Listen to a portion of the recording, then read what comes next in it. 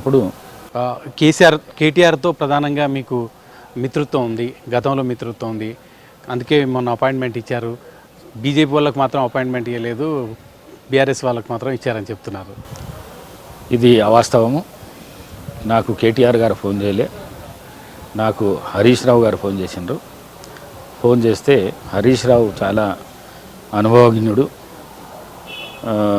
రాజకీయంగా అన్ని విషయాలు ఈ రాష్ట్రంలో తెలిసిన వ్యక్తి.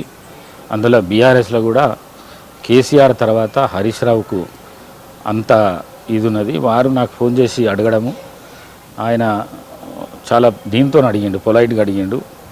మేము రిప్రజెంటేషన్ ఇస్తాము, మా ఎమ్మెల్యేలకు ప్రోటోకాల్ వైలేషన్ అవుతున్నది, దాని విషయంలోకే వస్తున్నాము కానీ వేరే ఏం లేదని చెప్పడం జరిగింది. ఎందుకంటే హరీష్ రావు మాట ఇస్తే మాట ప్రకారం ఉంటాడనే ఉద్దేశంతో వారికి మాట ఇచ్చిన. నేను కేటీఆర్ విషయానికి వస్తే నా మిత్రుడే ఉండొచ్చు, కానీ ఈ స్పీకర్కు మిత్రునికి సంబంధం లేదు. స్పీకరే, మిత్రుడు మిత్రుడు. కత్తి మీద సాములాగా అనిపిస్తుందా స్పీకర్ పదవి? లేదు, అట్లేం లేదు. నేను హ్యాపీ ఉన్నా. ఒక మంత్రిగా చాలా హ్యాపీగా ఉన్నారు, ప్రజలకు సేవ చేశారు.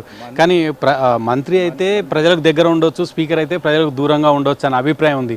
మీరు ఎట్లా చూస్తున్నారు? నాకు ఆ అభిప్రాయం లేనే లేదు. మంత్రి ఉన్నప్పుడు ఎట్లున్నానో ఈరోజు కూడా ప్రజలతో అట్లనే ఉన్నా. నేను హ్యాపీ ఉన్నా, ఎక్కడ కూడా ప్రజలకు దూరం లేను, దగ్గరనే ఉన్నా.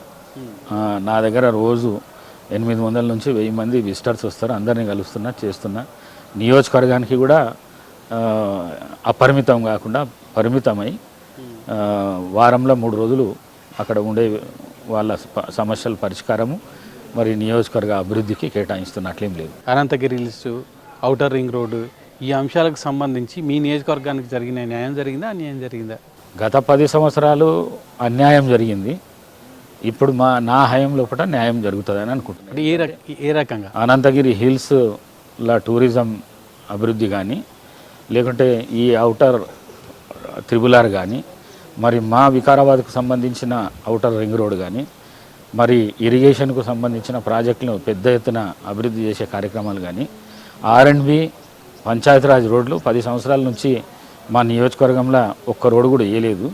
ఆ రోడ్లన్నీ ఇప్పుడు కాంగ్రెస్లో ఉన్న ముఖ్యమంత్రి శ్రీ రేవంత్ రెడ్డి గారి ఆధ్వర్యాన చాలా నిధులు మాకు వస్తున్నాయి. వారికి ఎంత నిధులు వస్తున్నాయో అంత నిధులు మాకు కూడా వస్తున్నాయి. ఆ నిధులను పెట్టి వికారాబాద్ని అభివృద్ధి చేసే పథకం